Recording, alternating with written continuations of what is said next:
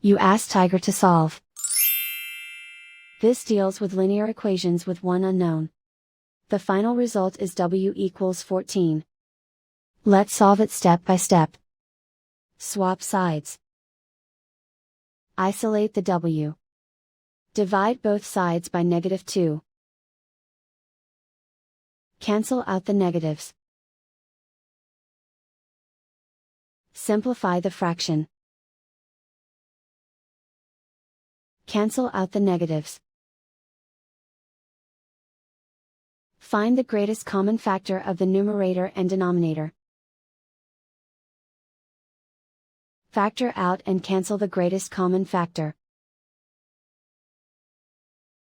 And so the final result is W equals 14.